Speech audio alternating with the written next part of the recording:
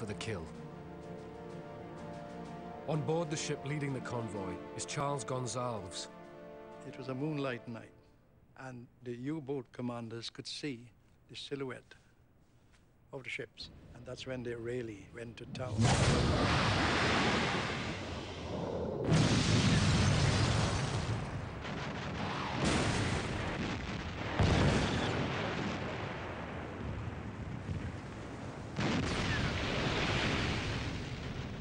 The attack is led by ace commander Otto Kretschmer. He will sink 250,000 tons of shipping. His nickname, the Tonnage King. The escorts are at their wits' end, shooting off star shells the whole time to comfort themselves and each other. Not that it makes much odds in the bright moonlight. I'm now beginning to pick ships off from astern of the convoy. Typically, a U-boat commander would try and position his boat ahead of the convoy, which allows them to come to him. The Germans' best and most experienced U-boat commanders like to get inside the convoy and shoot from there. Very short-range stuff, not for the faint of heart. All one saw was flashes and sounds of torpedoes striking ships, explosions.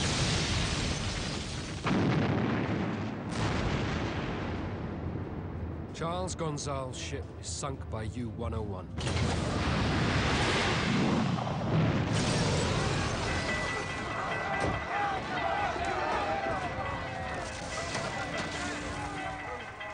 I was thrown against the bulkhead. I saw a lot of people obviously dead. It's then that I started to think, this is a nasty business.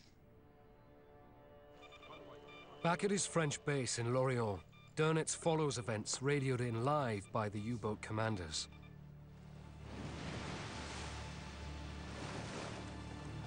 Most of the U-boats only break off the attack when they run out of torpedoes.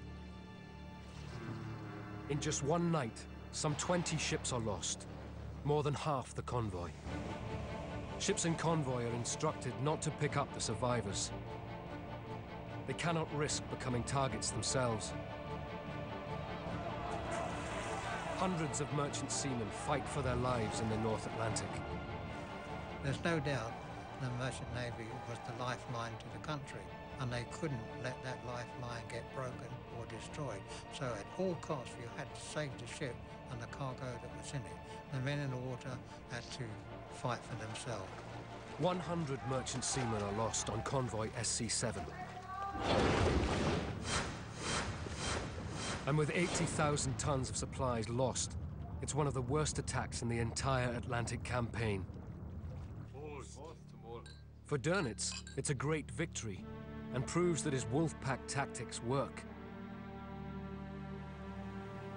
After his ship sinks, Charles Gonsalves spends a long, cold night in the water before being picked up. To this day, he maintains that the Royal Navy could have done more to protect them. There was a degree of complacency. If there wasn't, how come would you send one destroyer to protect a convoy of 35 ships? The convoys desperately need more escorts to protect them from U-boat attack. British Prime Minister Winston Churchill turns to US President Franklin D. Roosevelt for help. But Roosevelt could do nothing. It's election year in America, and he knows that the American people don't want war. A year into the war, all Roosevelt can offer is 50 World War I destroyers. These aging ships are ill-equipped to cross the treacherous North Atlantic seas, let alone repel the U-boat Wolfpacks. 6 are delivered to Canada.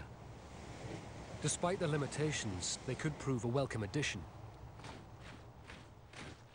In 1939, we had 6 destroyers, 4 minesweepers, and that's pretty much it. The Canadian Navy's destroyers are verging on obsolescence.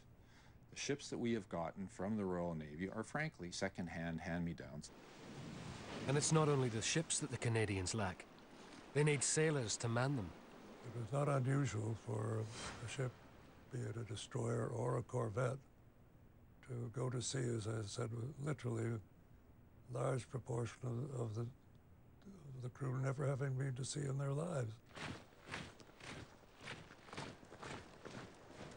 Demand is so high, many recruits have only worked on the land. A large percentage of seamen came from the prairies. Now, whether it's they'd never been to the ocean before, they'd never seen it. Now, maybe the waving wheat would look like an ocean or something like that. The rawness of the RCN, the Royal Canadian Navy, does not go unnoticed by the British. The British have developed a kind of concept of the RCN as bungling and incompetent. The Canadian Navy was derided very often in the Royal Navy as being the Royal Colliding Navy or the Royal Collision Navy. The Royal Canadian Navy needs a complete overhaul if it's to play its part in the U-boat war. But what normally takes years of planning must now be achieved in months. Canada starts a massive expansion plan to provide escorts for the Atlantic convoys bringing vital supplies to Britain. There's only one type of ship that can be built fast enough and in large enough quantities. A corvette. Anybody who could bend steel and drive a rivet really could build a corvette. So the idea was that you have a simple technology, a simple design, which you can mass produce, and you don't need a specialized shipyard to build it, and you don't need specialists in the sense of highly trained naval engineers to actually make it go once you get it in the water. Churchill calls them the cheap and nasties. Cheap to build and nasty for the U-boats. Corvettes are fitted with a 100mm gun at the front and 2 depth-charge rails on the stern. These sturdy ships were originally designed to hunt whales. Their tried and tested steam engines are good at short sprints, useful too in catching U-boats. But their basic old-fashioned design is limited.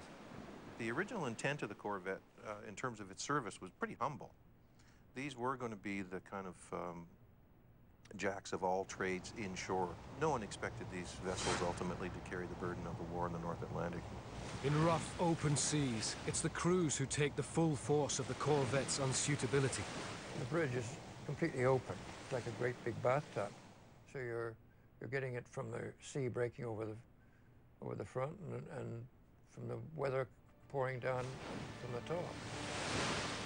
When the corvettes get out to mid-ocean, they find that the weather is just too severe for them. They perform abysmally. People are often wet for days on end, sleeping in wet clothes, working in wet clothes. It's cold, and it's quite often frightening. But for now, the Corvettes are the best hope to defeat Hitler's U-boats. And out in the Atlantic, they're soon locked in combat with the wolf packs.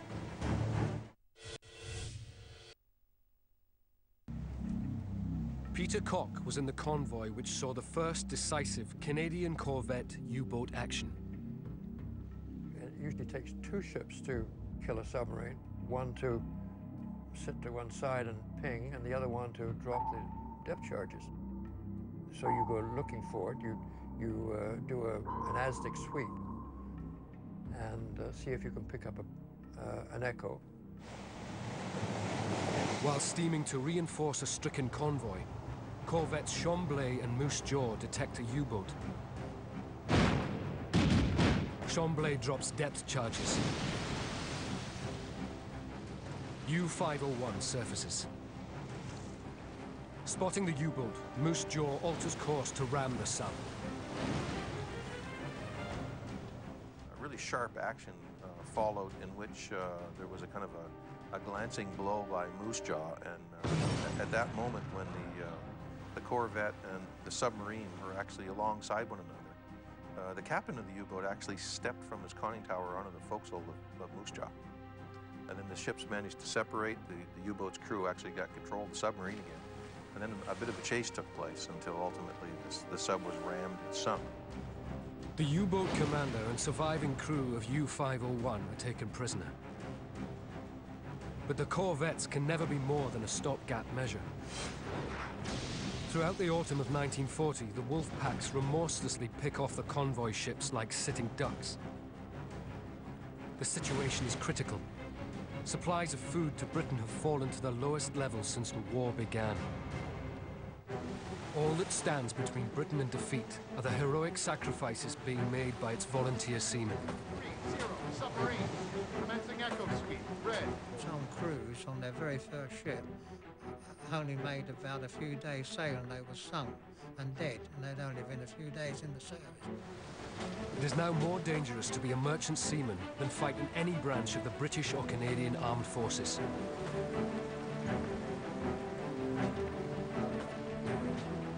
You begin to think that you're not frightened. It's not going to be you.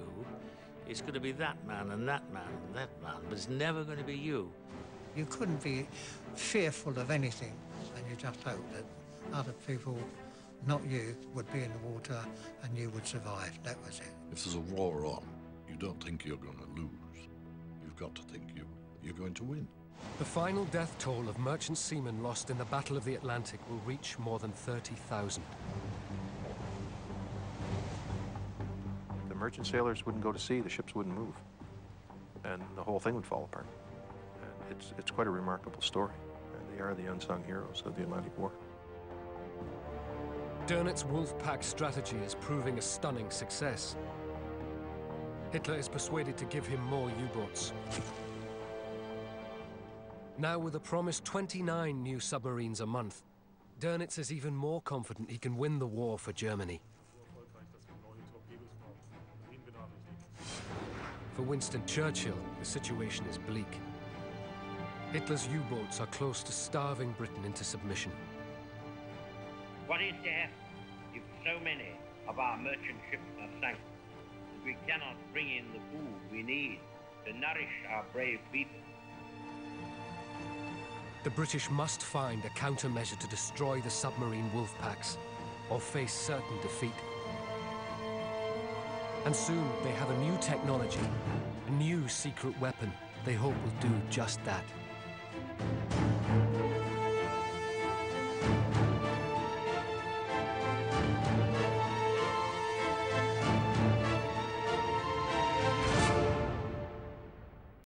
We transform it into sugar, fuel, plastic, and enough foodstuff to fill a supermarket. It doesn't exist naturally. Corn is entirely a man-made phenomenon. We grow it on the farm, in a lab, or even underground. On the cob, in a can, in a sack, or in a silo.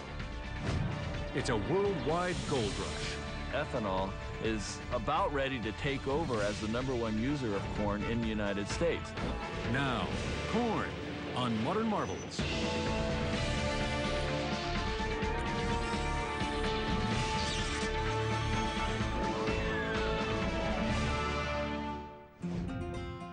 Corn is the largest agricultural crop in the United States. Fields of corn cover more than 80 million acres of land. That's an area larger than the state of New Mexico. Pass that corn on the cob. It's the delicious treat we call sweet corn. Lakeside Foods in Wisconsin has been processing sweet corn for over 100 years. Here, corn is king. This is where corn comes to get canned. And to make sure your sweet corn stays sweet, it's an all-out war against the clock, starting with the instant it's harvested. The critical time for processing is within 5 or 6 hours. We want to retain the sweetness of the corn. We don't want the sugars to turn to starch by being delayed in harvest. This is the first part of the process. As we've had the corn weighed, we're loading it on the dock. Now we're starting to push it into a conveyor, a vibrating conveyor. This vibrating conveyor system causes the cobs to continually rotate, so the weight of the cob doesn't damage the kernels resting on the belt. Once inside the processing plant, the sweet ears of corn journey into a carnival of precision automation. As the corn comes into the corn room, we're going into the husker. The husker has 6 lanes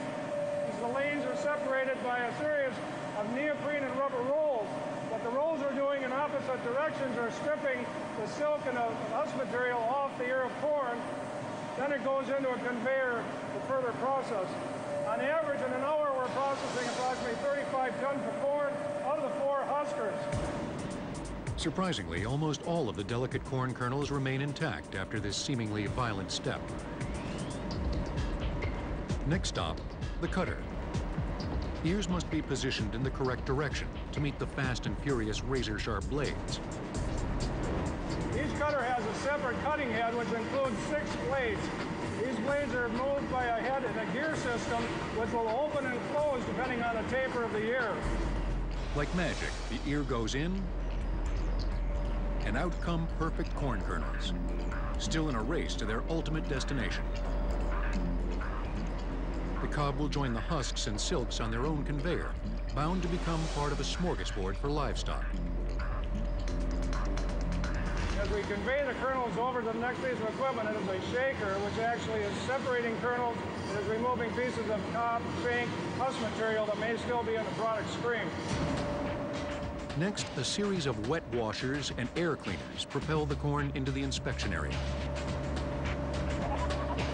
Cameras reject bad kernels as they fly by at 600 feet per minute, and human inspectors perform a final screening.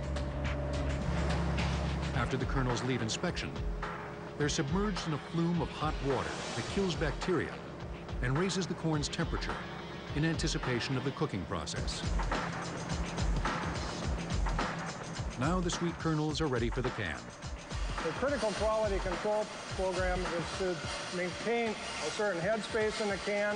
We need a temperature of a minimum of 80 degrees before this goes to the cooker. We also need a maximum fill weight of 10.7 ounces. So those are critical factors in the operation of filling and seaming this can. In the cooker, the kernels bounce inside each spiraling can in 225-degree heat for 16 minutes. 380 cans per minute enter the cooker. The result? Perfect corn in hermetically sealed cans, with a shelf life of at least 3 years.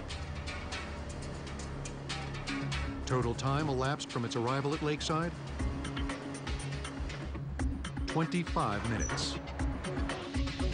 This Lakeside production plant will process approximately 40,000 tons of corn in 60 days or less. Each year in the United States, almost 3 million tons of sweet corn are canned, frozen, and packaged. That is a lot of corn. But here's the surprise. It represents less than 1% of all commercial corn grown in the United States. So what's growing in all those cornfields? It's called dent corn. So named for a physical dimple on the end of the kernel. Sweet corn is best when it's full of moisture and eaten right off the cob. But dent, commonly known as field corn, is just the opposite. The U.S. grows almost 364 million tons of field corn per year. That's about 110 pounds for every person on the planet. Field corn is an ingredient in over 3,000 foodstuffs on the grocery store shelf.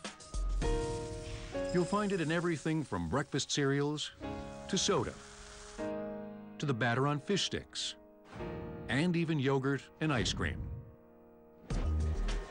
Every box of cornflakes contains 97% corn, and the cornmeal surrounding a corn dog is a fine grind of dent kernels.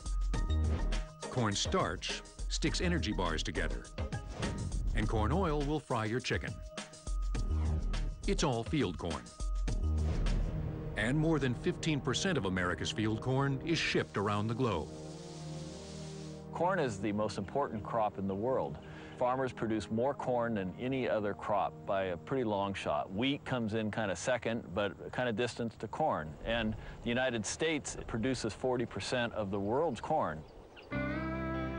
In fact, a single U.S. corn farmer provides enough food and fiber for 143 people. But as much corn as humans eat, it's animals that chow down most of it. More than 70% of the annual corn crop will go to feed livestock. But field corn and sweet corn aren't the only kernels on the cob. perhaps the corn with the most fun appeal, is a little delicacy called popcorn. We believe that the oldest kind of corn is popcorn, and that has a hard starch. It also has to have an intact covering around the outside of it in order for it to actually be able to build up steam inside the corn and have the corn pop to make a flake. Popcorn stores water in tiny pockets of soft starch. As the kernel is heated, the water turns to steam, and the hard outer surface withstands the pressure as long as possible. Then, pop goes the corn. Popcorn comprises less than 2% of the United States corn crop and is grown in 25 states. But almost all U.S. corn is grown in the Corn Belt, which consists of 12 states in the Midwest. Indiana, Illinois, Ohio, and Iowa produce 50% of America's total corn supply. Iowa is number 1. It's very well adapted to the United States, especially the Corn Belt here in the Midwest. It's really a tropical crop, warm season crop, but the growing season here, the precipitation, the rainfall that we get, the amount of light that we get, all those things combine to just be a wonderful, perfect environment for it to grow in. But no matter where corn grows, adaptation and versatility have made it for some the 21st century's gold. That's partly because it's not just for food. You'll find corn in over 400 non-food items, from adhesives to explosives. There are a huge number of uses. And what a lot of people don't understand is, in terms of starch, there's more starch used in consumer goods, what we call bio-based products, than there is as food. 2/3 of the starch sold as starch ends up in things like charcoal briquettes, adhesives, paper, plastics. Plastics? We think of plastic as a petroleum-based product, but corn will do the job too. NatureWorks in Blair, Nebraska is a leader in the technology of transforming plant sugars into performance plastics. It's the first company to produce plastic from a 100% annually renewable resource. It's a new biopolymer called polylactic acid, or PLA, that shares its name with the company that makes it, NatureWorks. We can produce a crop of corn in about 100 days, not 100 million years. The production process from planting a seed of corn to making PLA has a much smaller environmental footprint than oil-based plastics. We have reduced the consumption of fossil fuels by 65%, and we produce 80 to 90% less greenhouse gases than oil-based processes. Field corn is put through a milling process that separates the starch, oil, and protein. Enzymes added to the starch convert it to a type of sugar called dextrose. The dextrose is then fermented with yeast to produce lactic acid. A proprietary process removes excess water and crystallizes the lactic acid into the NatureWorks biopolymer. Within a matter of days of a corn kernel being received on this site, and the corn milling operation is converted into the NatureWorks plastic. This bioplastic is shipped in resin form to customers around the globe. The resin is then converted into this family of products you see here on this table. Everything from a plastic that can be used to make a gift card, to a clear food container, to a foam-type product. We also have drink cups. The fiber made from PLA is real soft and easily printable. You see some shirts and other types of garments here behind me. It's easily identified by the NatureWorks logo. And this bioplastic costs about the same to produce as petroleum-based plastics, while decomposing in as little as 40 to 80 days when composted properly. For companies like Wilkinson Industries, making plastic food containers starts when the NatureWorks bioplastic is sent through an extruder, where it melts into a sheet of clear plastic. Cooled and measured for thickness, It's wound onto rolls and sent to a heating and shaping machine called the thermoformer. Less of the material exits the oven and goes into the mold assembly, where the mold comes in contact with the material. It closes from the top and from the bottom. An air pressure and vacuum system force the plastic into the mold, and seconds later, the plastic piece is complete. The finished containers are boxed and shipped, ready to appear on a deli or bakery shelf near you. Corn may be the holy grail for plastic, but exploiting its full potential is still on the horizon. Under high heat, NatureWorks' performance is compromised. So for the time being, you won't find it on a car bumper or on the space shuttle. What you're looking at here is really the first generation of NatureWorks polymers. We continue to do research and continue to expand the breadth of application. 21st century corn is a marvel of science and agriculture. But it didn't start out that way.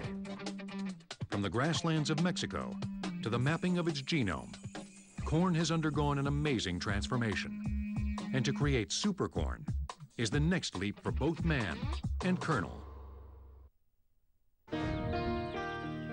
For 180 days, these wild-looking green stalks will flourish under the North American sky. But the irony is that corn is anything but wild. Corn has been domesticated, which means it can't grow without human intervention. And not just some corn, but all of it, every kernel. There are no natural populations of corn like we normally see in an Iowa cornfield. It doesn't exist naturally. Corn is entirely a man-made phenomenon. If we weren't here to plant, water, fertilize, and harvest it, corn would disappear from the planet within a few years. The hypothetical scenario would go something like this. An ear of corn falls to the ground. Each seed or kernel struggles to germinate. The tightly packed seeds rob each other of vital nutrients. Such brutal competition chokes most, if not all, successful reproduction. But corn will continue to thrive as long as farmers nurture it. And companies like Pioneer Hybrid are on the job. For almost a century, Pioneer has used science to create better corn. As one of the largest seed producers in the world, they ship corn seed to every continent except Antarctica.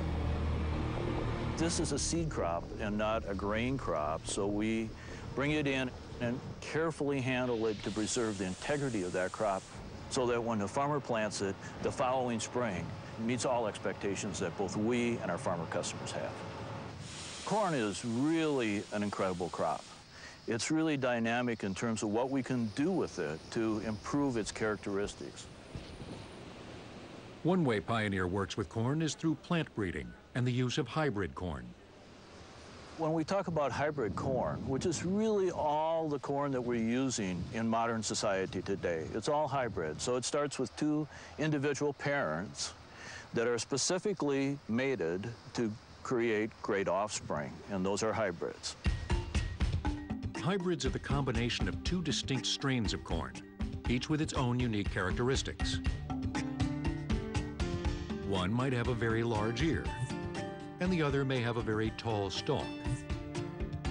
Individually, these strains are known as inbreds. Crossing these two inbreds together creates a hybrid. And hybrids often exhibit heterosis, which means they are better than their parents. This complex biological phenomenon of heterosis is the cornerstone of today's corn industry. The wonderful thing for the seed companies is that if you collect the seed from a hybrid and plant it again, it doesn't have the same degree of superior performance as the hybrid itself.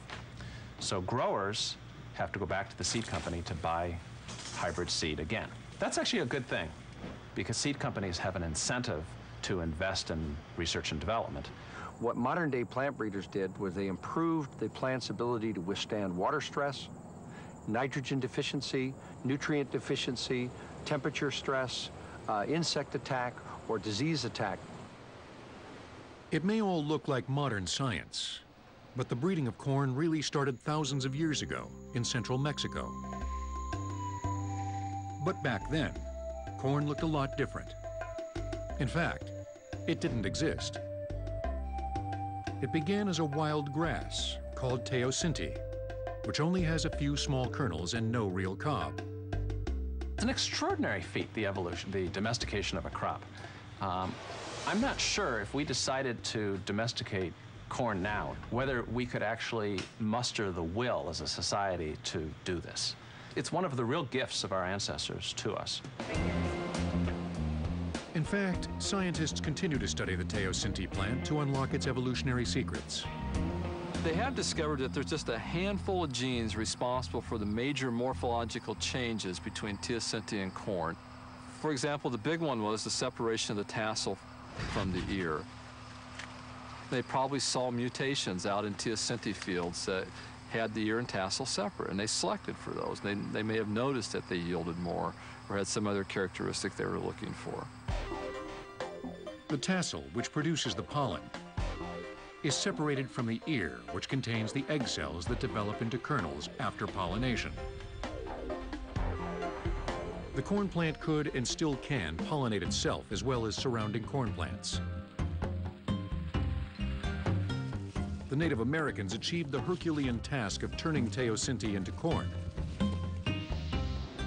And they did it without a powerful and controversial modern scientific tool, genetic modification. If you talk about genetically modified corn, they would also be hybrids, but they're a special classification of a regulated product because we've brought in one single or maybe a few genes from another species to help us do something very specific in the plant. The revolution started in 1996 with what has become known as BT corn. The BT stands for Bacillus thuringiensis, a naturally occurring bacteria. This bacterium contains a protein toxic to one of corn's biggest enemies, the European corn borer. We express that protein in corn in a way that when the insect pest actually fed on the corn, it died as a result of taking that first bite. The corn borer has the ability to destroy millions of acres of corn. But because of the BT trait, the economic damage this pest can cause has nearly been eliminated. Genetic modification is an exacting laboratory science in which DNA from one plant or animal is transferred into the embryo of another. Pioneer Hybrid has over 300 corn hybrids available for farmers in North America. Many are insect resistant, defying bugs like the western bean cutworm that attacks the ear,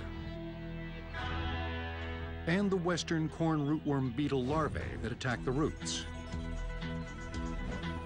In Pioneer's so-called fast corn greenhouse, the company has accelerated their evaluation of genetically engineered corn. In 1 month, we'd actually test about 1,000 corn plants, carrying about 100 different candidates to be traits. When those get harvested, new ones show up the next week with new traits to be tested. While future corn will certainly start in the lab, the genetically modified seed will have to be grown in test plots. Its cultivation near commercial cornfields is heavily restricted, since wind carries the corn's pollen. If untested, genetically altered crops could cross-pollinate with corn bound for the food supply. The result could prove economically disastrous and potentially harmful. Scenarios might include massive food recalls, unknown medical reactions in the general public, and crop loss. In the case of plant-derived pharmaceuticals, standard greenhouses aren't secure enough to grow certain seeds. So what about growing corn where the sun doesn't shine and the temperature always stays the same? We are driving into the Marengo Warehouse and Distribution Center deep in the hills of southern Indiana. We're literally driving into the side of a cliff, and up above us is about 160 feet of rock. This was once an active limestone mine that has subsequently been converted into a working warehouse. In the limestone caves, the temperature never fluctuates more than a few degrees. Sunlight never enters here, nor do any insects or animals. In this unlikely setting, founder Doug Ausenbaugh has created a contained atmosphere to grow any kind of corn for any purpose. It's called Controlled Farming Ventures, a blank slate to create any environment. And it all begins in the 2,000 square foot test facility. For instance, if somebody was trying to develop a more drought-resistant line of corn and they came upon a valuable discovery on, say, January the 5th, with 12 inches of snow outside here in Indiana, we can give them a 95-degree day with 20% humidity, and we can do that every day for the next 3 months while they test their crop, and I can guarantee you that you're not going to get an emergency rain to screw up your experiment. Ausenbaugh's underground idea started in response to pharmaceutical research. The goal? Grow plants with special proteins for the safer, faster, and cheaper manufacturing of life-saving drugs. We've been able to design a system and a facility for about the same price as a greenhouse that enables you to really control all of the important variables that affect plant growth. A growth chamber for the 21st century. Controlled Farming Ventures puts corn into an alien world and makes it thrive. But back above ground, what happens to all that corn that grows every summer? How does it get into our cereal, muffins, and donuts? American farmers produce more than 364 million tons of corn each year. That's enough to carpet 130,000 square miles with kernels. We're farming here and been in the business 47 years. We start planting our corn in April. We always hope to be done by May 10th. That's a target date that we've set for ourselves, hoping that our yields will be better in the fall harvest. This year, the Wingers family farm in central Wisconsin teems with 1,800 acres of corn.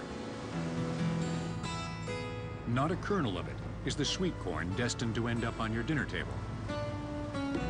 It's dent corn, part of the 80 million acres that will be processed into everything from cereal to rat poison. That is, if it doesn't explode. During the September harvest, they store some right in their own backyard.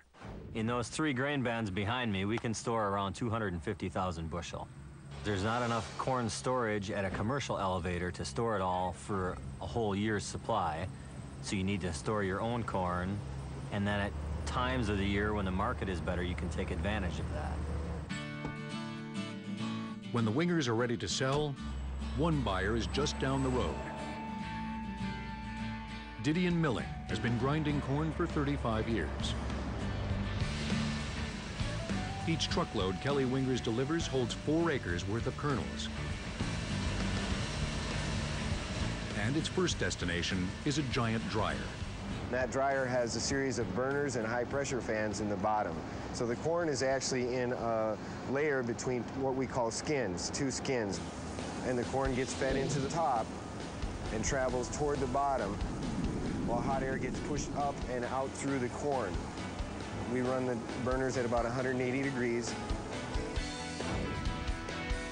Keeping the corn dry not only keeps it from spoiling too fast, but also from becoming a deadly hazard.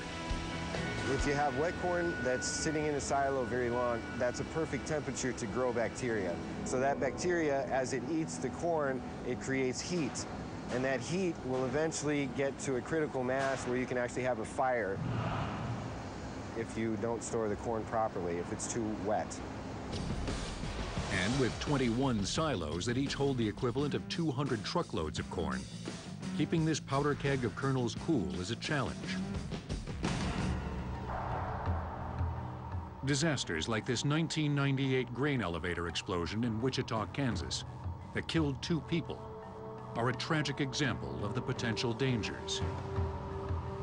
Corn can be kept for up to a year if the storage conditions are proper. So all these silos are equipped with aeration fans where we push cubic feet of air up through the corn, and that keeps the corn from having temperature spikes. These concrete monsters are as tall as a 12-story building. It takes 2 square miles of corn to fill just one silo. Corn is sent down this gravity chute into the mill system, and the first step it goes through there is the corn cleaning. Once cleaned, the kernels are cut into small pieces and sent through a complex system of sifters and air pressure chambers on their way to the grinding machines. In each grinding machine, 2 metal cylinders are positioned side by side and rotate toward each other at different speeds. Each cylinder has grooves, which will determine how fine the grind will be. The end products that come out of all this process would be corn flour, which is the finest material that we ship. And which might end up in the batter of your buffalo wings, or even in your donut. They also produce cornmeal that could cover your English muffin, or fill your corn chip. And even coarser cornmeal you can find on the bottom of a pizza. And when that coarse cornmeal is cooked, it'll puff up and get processed into your favorite cereals. Even as this corn can be turned into food, its sticky characteristics make it a perfect binder to hold together such products as porcelain sinks and even rat poison pellets. Whether Didion's milled corn becomes a goodie you eat or a product you use, they ship it to clients around the world via truck and rail. We're actually inside a railroad car right now. So the bags that you see coming across are coming directly off the packaging line. These bags each weigh about 55 pounds, and a bushel of corn weighs about 56 pounds. The railroad car will hold between 2,500 and 2,700 of these bags, and that equates to an average tonnage of about 67 to 70 metric tons per railroad car. This loading is just the start of a global transportation phenomenon that literally helps feed the world. In collaboration with the United States Department of Agriculture, Didion Milling is one of the largest suppliers of U.S. food aid to countries in need. They ship approximately 130,000 metric tons of a cornmeal-based, nutrient-rich food product that provides essential calories to sustain life. The same Midwestern corn nourishing the masses now also feeds our gas tanks. The ethanol craze is here, but is there enough corn to fuel ourselves and our cars? A near endless line of semi-trucks, filled to the brim with a bounty of gold kernels. This is the entrance to Verasun Energy's ethanol production plant in Charles City, Iowa, opened in 2007. By the end of the decade, more than 200 ethanol biorefineries will dot the landscape from Washington State to Georgia. Ethanol is a biofuel that reduces tailpipe carbon monoxide emissions by up to 30%. Ethanol is about ready to take over as the #1 user of corn in the United States. Converting corn to ethanol isn't that complicated. But to mass produce hundreds of thousands of gallons per day requires a detailed, coordinated, and streamlined system. Where we're at now is the starting point where everything begins. The corn comes in through here. A truck will weigh about 80,000 when it's full, which is about 30,000 for the truck, and about 50,000 pounds of corn. If you're doing the math, that adds up to 45 million pounds of corn a week. Speed through here is very important. Typically, when the time a truck pulls onto the scale, we sample it, weigh it, and a truck pulls off is less than a minute. Once the corn is okayed, the truck rolls over to the offloading area, where it dumps its precious cargo into a pit. From the pit, the corn travels up a grain leg where it flows into the top of the silos. We have 4 silos. Together they hold about 2.2 million bushels of corn. We have a small 5th silo here where we actually screen the corn, get any impurities out, and we actually grind the corn into a corn flour. Behind me is our hammer mills. That's where we grind our corn. We have a dry mill process. Once the corn is ground into a flour, we send it over a conveyor where it enters our process. We grind about 120,000 bushels of corn a day. Conveyors move the corn flour into the cook area, where it's soaked with water and enzymes, which break down the corn starch into sugar. For hundreds of years, this basic process has also been used to ferment alcohol and make liquor, like corn whiskey. Now called mash, it cooks at 225 degrees Fahrenheit to kill any bacteria. The corn mash then cools and travels to an 800,000-gallon fermentation tank, one of 7 where yeast is added. You can't make alcohol without yeast. The yeast eat the sugar, and one of their byproducts is the ethanol. After 48 hours of fermenting, it's termed beer, although you wouldn't want to drink it.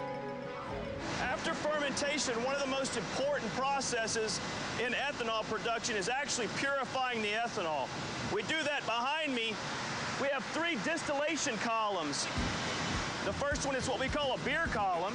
We actually separate the alcohol from the solids. The mash runs through a series of metal plates, and under high heat emits a water and alcohol vapor that rises and moves through 2 additional distillation columns to purify the alcohol to 190 proof. The final step sends the vapor to a molecular sieve. There, the water and alcohol vapors are separated, as the water is captured and absorbed by millions of small clay pellets. What's left is 200 proof pure alcohol. Contrary to what you may think, ethanol isn't anything new. Ironically, it was ethanol that fueled Henry Ford's early Model T, the first flexible fuel vehicle. And Ford might be surprised that after 100 years, ethanol is in the alternative fuel category. Critics question, is ethanol really environmentally friendly? To grow the corn and convert it to ethanol requires nitrogen for fertilizer and diesel equipment on the farms, as well as natural gas at the processing plant. Some experts estimate that it takes 1 gallon of fossil fuel to produce 1.3 gallons of ethanol. Still, there are already nearly 6 million flexible fuel vehicles traveling America's roads. They're called flexible because these cars are able to use either unleaded gasoline or the current ethanol standard, E85. E85 releases 80% less carcinogens, such as benzene, into the air than unleaded gasoline. In 2006, ethanol use in the U.S. reduced CO2 equivalent greenhouse gas emissions by approximately 8 million tons. That's equal to removing the annual emissions of more than 1.2 million cars. But is there enough corn to feed us and fuel our cars?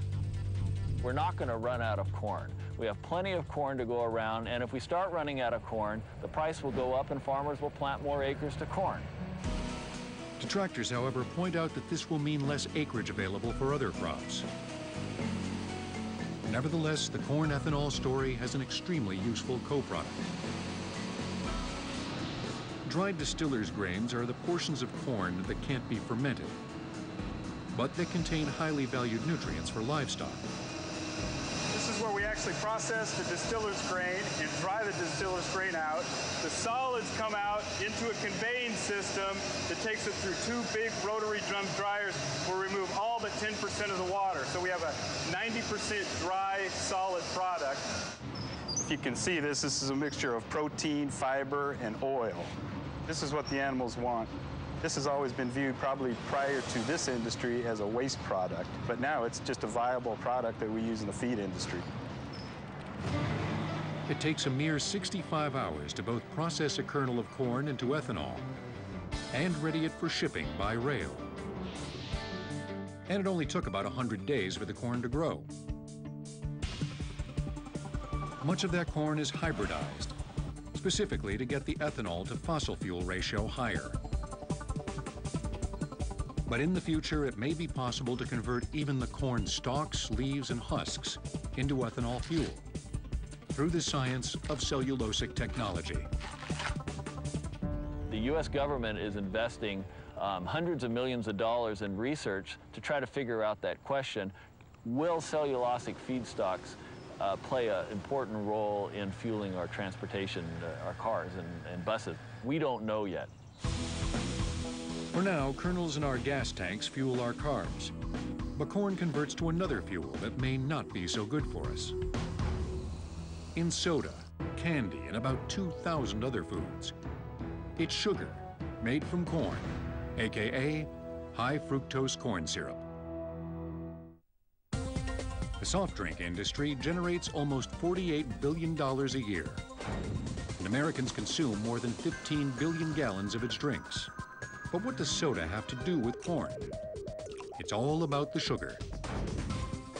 On average, corn-based sweeteners comprise more than 50% of the U.S. sweetener market. And the most prevalent of all is that super sweet substance, high fructose corn syrup. Corn syrup can be found in an incredible array of your pantry's products.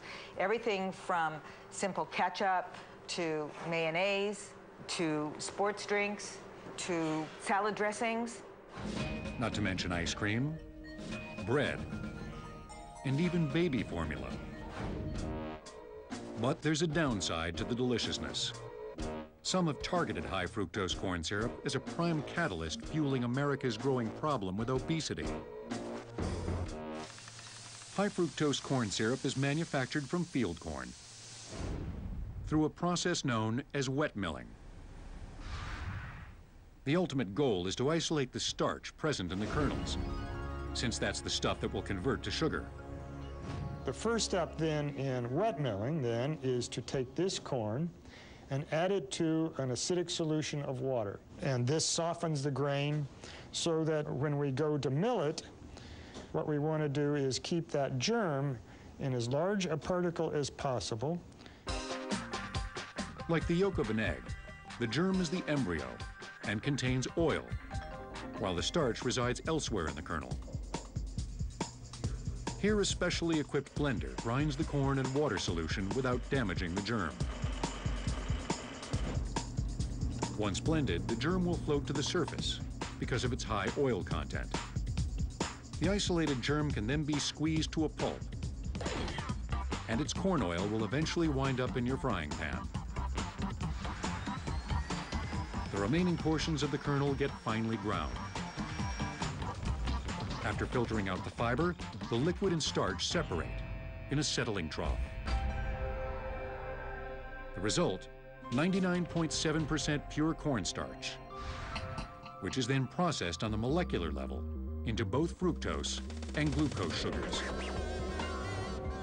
The combination of these sugars results in both corn syrup and high fructose corn syrup. The best way to think of it is a blend of different sugars combined with enzymes to make a liquid. It's plenty sweet. For example, you could eat this entire plate of apples. 6 of these apples would equal the sweetening power of this little bit of high fructose corn syrup that is so nutritionally bereft of value. High fructose corn syrup has made its way into thousands of packaged food items. And some experts believe its chemical structure may trick the body in harmful ways. The theory is that high fructose corn syrup depresses the production of hormones that regulate our appetite. So we are actually less responsive biologically to the chemical messengers that tell our body to stop eating. And that's something regular table sugar doesn't do. But some argue there are other factors that contribute to America's weight, not just high fructose corn syrup. It deals with calorie intake, it deals with exercise, it deals with a whole gamut of nutrition. So people who are blaming one particular product, I feel, is erroneous and a wrong thing to do. The dilemma is that it's likely to remain a cheap and pervasive ingredient for years to come. Now the problem is that there are no commercially economical solutions to replace high fructose corn syrup. So with corn, it seems that every kernel is filled with promise, debate, and power. From supercorn to biofuel, to feeding the masses. What we choose to do with this golden opportunity might just take us to a field of dreams.